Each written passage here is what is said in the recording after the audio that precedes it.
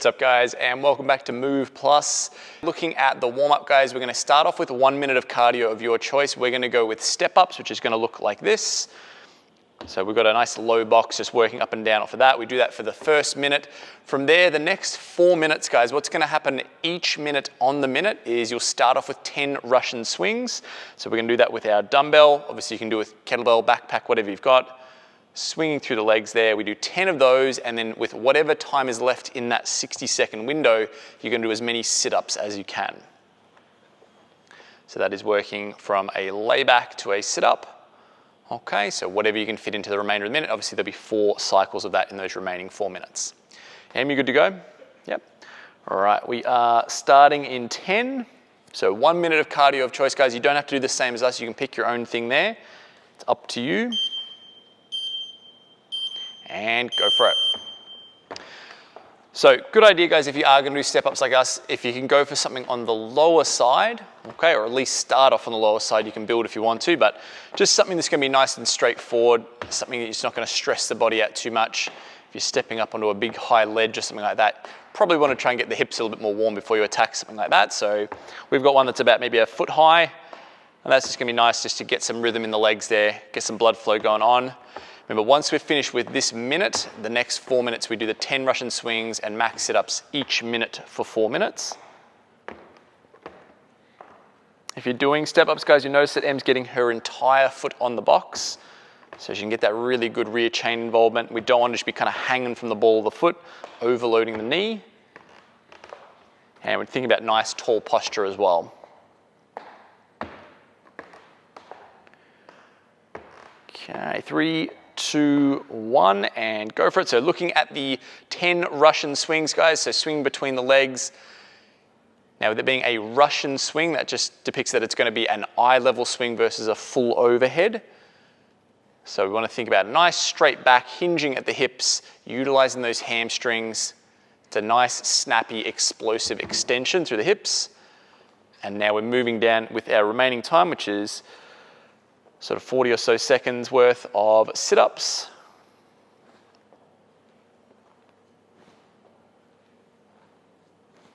So we've got the knees butterflied out with the soles of the shoes facing each other. That way our hip flexors don't get kind of overcooked. If we have them in that narrow position, sometimes we can get a little bit kind of jammed up through there. This just gives us a nice clear run through the middle. So 10 seconds, we'll probably start getting ourselves ready for that swing again. Going in 3, 2, 1, and go for it. So we want to have the stance wide enough and then the knees wide enough as well when they bend that little bit to get the dumbbell through. Now Em's holding it sort of on either end on the heads there. You can also hold it kind of long way, so grabbing onto just one end of it and swinging it that way. It's really what's comfortable for you. So once you've done your 10, again, we go back to those sit-ups.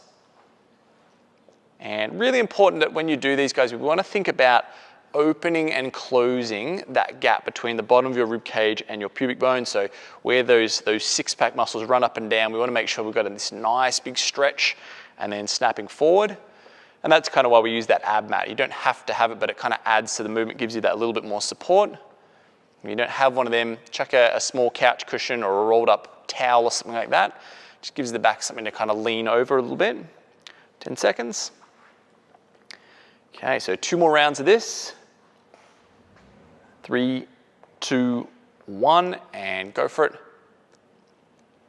Now, one thing I want you guys to really try to do with these swings is dig your heels into the floor. So especially when we go to drive upwards, we're really pushing those feet as flat as we can and make sure we're not kind of rolling forward onto the toes. We want to see that nice upwards snap. So even though the dumbbell is going to be swinging kind of forwards, backwards, we're trying to generate a lot of upwards force. So again, we can see that nice sort of flaring open of the rib cage at the back there. She's contacting the ground with the hands and then contacting the toes. Those are our 2 markers for this movement. That way we know we're always hitting the same range of motion.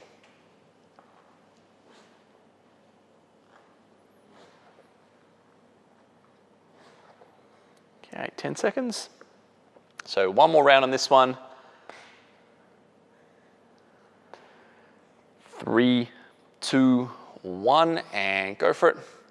So we can see now Em's switched to sort of like a neutral or like a hammer style grip with the dumbbell there. Again, this just comes down to more comfort than anything else. If you feel like this gives you a good grip, go with it. I'm going to make sure that we're not leaning back at the top of that swing either. We should be stopping at a straight up and down position. All right, so last lot here, we're going to the sit-ups. We're going to take this one right up to the buzzer this time. As you move through it, guys, think about, are my hips staying still as I move through this? Or are they wanting to drag back with me as I lay back? Because we want to be able to keep the butt glued to the one spot on the ground, and then the rest of the body just kind of moves independent of that. 15 seconds, Em.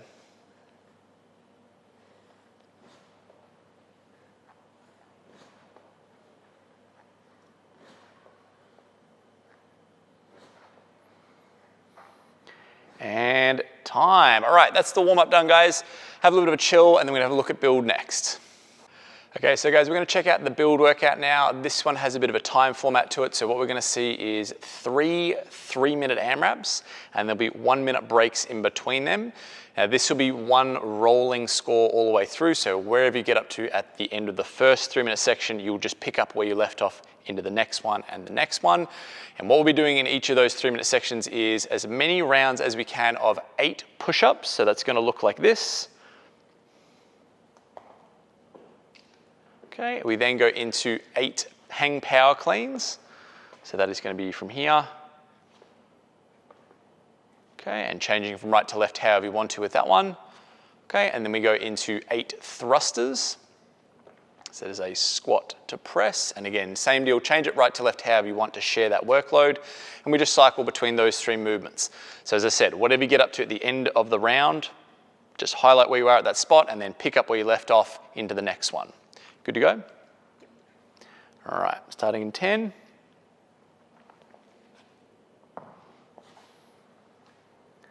3, 2, 1, and go for it. So push-ups is our first movement, guys. So we are nice and straight with that body position, hands and feet on the floor, and then moving from a chest touch to a lockout.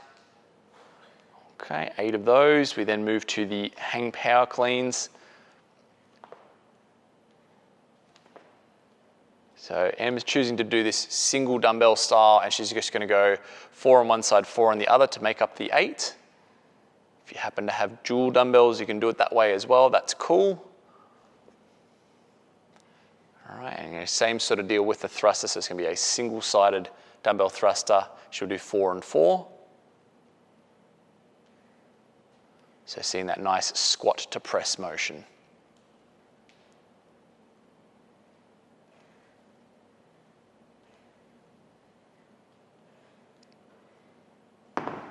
All right, so moving back into the push-ups. Now these can be done on the toes or on the knees, guys. It's whatever is your preference, whatever allows you to kind of move through this smoothly. It's not necessary that you have to go unbroken the entire workout, but hopefully you can kind of go at the start, at least in this first sort of 3-minute section, maybe in the second, and probably in the third 3-minute round, we're gonna see some breaking up of reps. Hang power clean, we're staying above knee height with that dumbbell, so it's gonna swing between the legs and then up to that front rack position. So either as Em's doing it like a power clean style, so a little bit of a drop underneath in that half squat position, or you might even just muscle clean it straight up. A little bit of a different stance moving from the hang power clean to the thruster. Now we open the stance up a little bit. That just allows us to kind of swing those knees out, create a bit more of a deeper squat position. And then I'm always making sure that the arm locks out with that head through at the top. Okay, so 1 more minute till the break. So it's a fairly narrow setup with the hands, guys. You want to keep the sort of inside of your elbows and biceps sort of fairly close to your ribs and your lats there as you come through. And try not to be sort of too splayed out wide. This is that scaled option I talked about earlier, guys, going from the knees, just to allow us to move through it smoothly. So hang power clean is really going to run on that big hip extension into the shrug. The actual arm movement is really just carrying that momentum upwards. And it's a similar sort of body language when we do this thruster. It's leg and hip driven into a big shrug, and the arm just kind of chases that momentum up to the finish.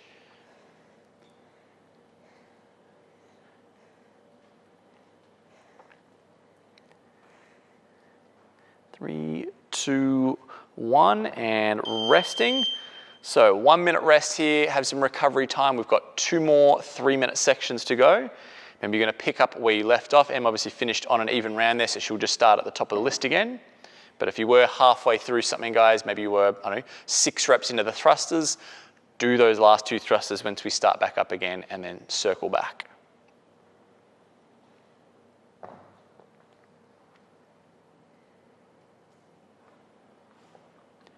Okay, 30 seconds.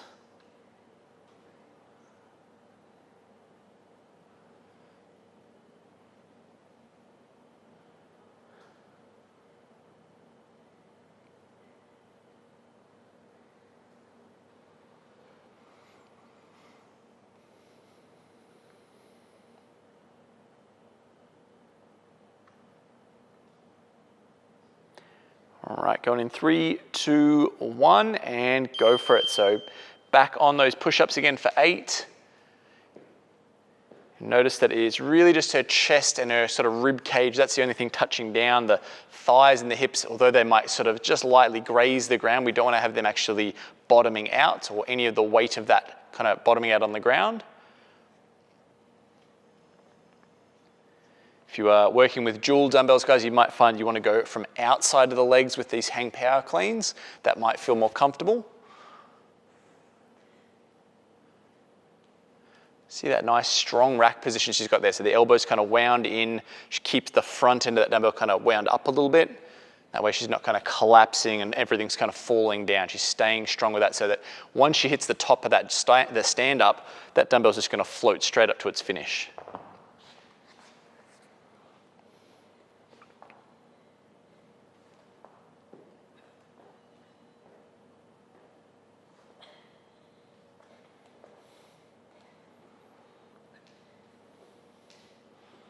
So a little bit of sort of changing, varying the method there a little bit, and that's okay. Just allowing her to get through those reps. Sometimes if we pick a version that's a little too hard, it can actually sort of kill the intensity. There's a certain amount of balance we want to have with like the volume we're getting out and the difficulty level. Sometimes if it's swayed a little too far towards the difficulty level and we can't get the extra reps out, it doesn't work as well. If she'd picked a dumbbell that was really, really heavy and she's only able to do kind of 1 rep at a time, she's not going to get much volume out, and so the intensity of the workout's going to kind of suffer there. So luckily she's got one that she's going to be able to just keep motoring through the entire time.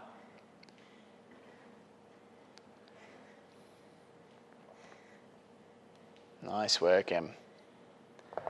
Okay, about to roll into the 3rd minute here of this second section. So if you are doing this knee push-up, guys, it's essentially the same rules. It really should be just the chest that's taking the main kind of impact on the floor. Thighs, hips, and stomach should stay sort of just hovering or just lightly grazing. And that way we're not tempted to kind of snake up out of the push-up. We want to keep everything rigid, like a plank of wood.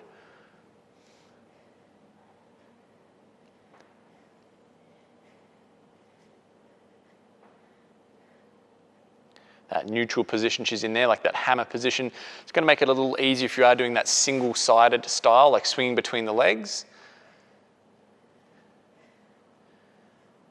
Really good squat depth there. She's finding that point where her hamstrings and her calves are going to kind of double over on each other. So that means she's gotten down below the height of the knee. She can actually utilize that nice sort of elastic spring out of the bottom of the movement. And we might get 1 or 2 push-ups out here. And resting. All right, so that's 2 of the 3 sections done. We've got 1 to go. She's made a little bit of a dent into those push-ups, so she'll pick up where she left off. How many did you get then? 3, was it? Yep. So she'll just have another 5 push-ups to continue on with into this next round.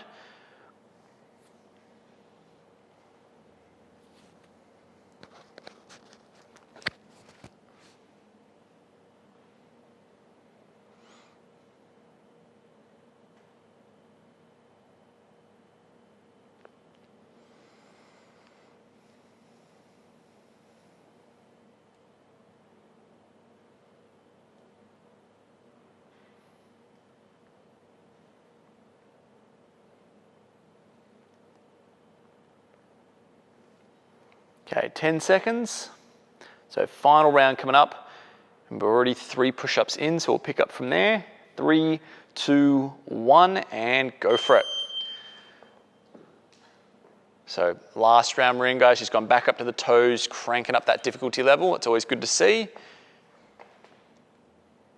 Moving into those hang power cleans. So notice again that hammer style. It's just a bit easier to swing through the legs there.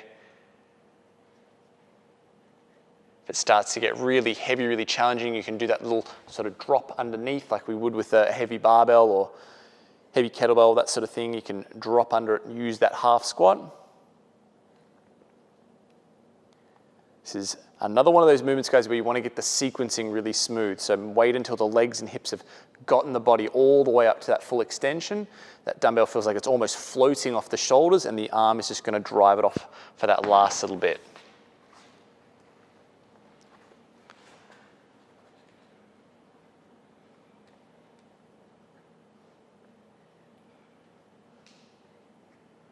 Another way you can scale the push-ups, guys, is doing an elevated front end. So if you've got like a kitchen bench somewhere that's the right height, or a sturdy table of the sorts that's not going to move around, you can put your hands on that and work with that. That can be a good way to kind of intro into push-ups. And then you can work down to a knee push-up and then eventually to on the toes.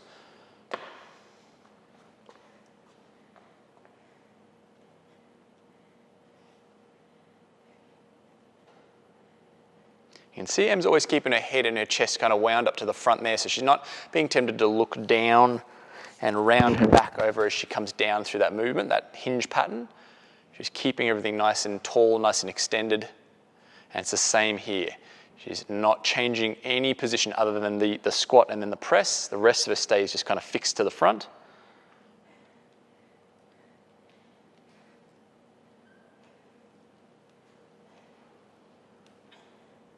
Nice work, Em. Almost there. We've got 1 more minute.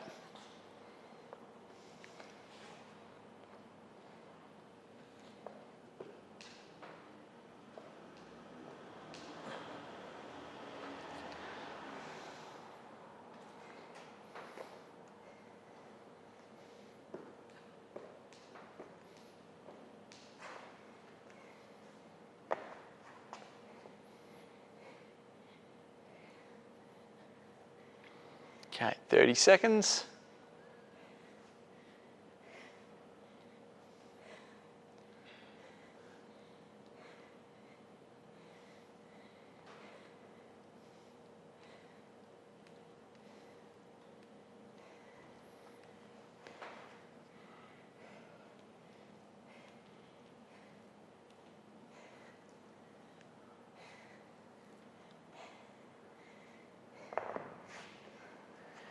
And time. We got one in there on the buzzer there. That was good. All right, so that's the build workout done, guys. Have a bit of a chill. We've got some cool down stretching coming up next.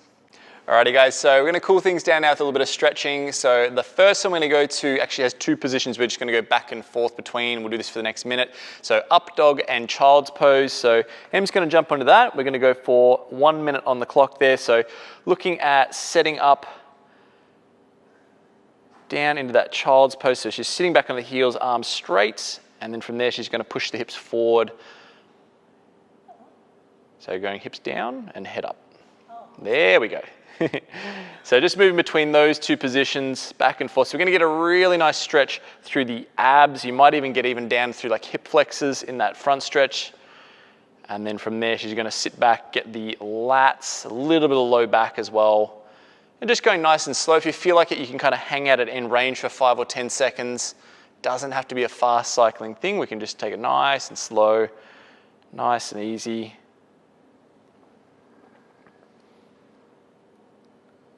And it's just going back and forth. It's a really nice one just to kind of loosen up the shoulders, loosen up the low back.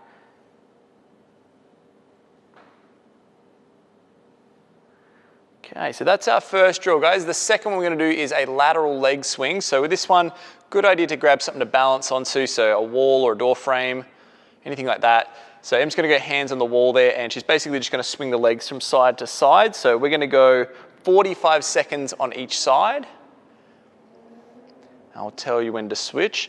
So key things we're going to look at here, guys, is we want to try and dial the movement into just that hip and leg. The rest of the body, we're going to keep it fairly still. You might have a little bit of rotation as the weight of your leg obviously swings back and forth. We're trying not to bend any of the limbs or over rotate or anything like that. We just want to have the leg getting that nice movement through the hip. So she's basically trying to swing this leg up as high as she can out the side here. And make sure that it stays kind of in that lateral plane. It's easy to start kind of twisting and then just kicking into that sort of front on kick. Okay, switching sides. So sometimes when you're doing this, guys, you feel like your foot might kind of get caught on the ground or scuff on the ground. You can actually go up onto the toe of that supporting leg. That'll give you a little bit more height. And then from there, just continue that movement. Try to make it as big as you can. This is a really nice one if you've been doing a lot of, say, squatting, deadlifting, cleaning, that sort of stuff. A lot of those big explosive hip movements. And ideally, you want to try and get that foot up around sort of hip height. So you might not get right up there, but get as close as you can. Go 10 more seconds.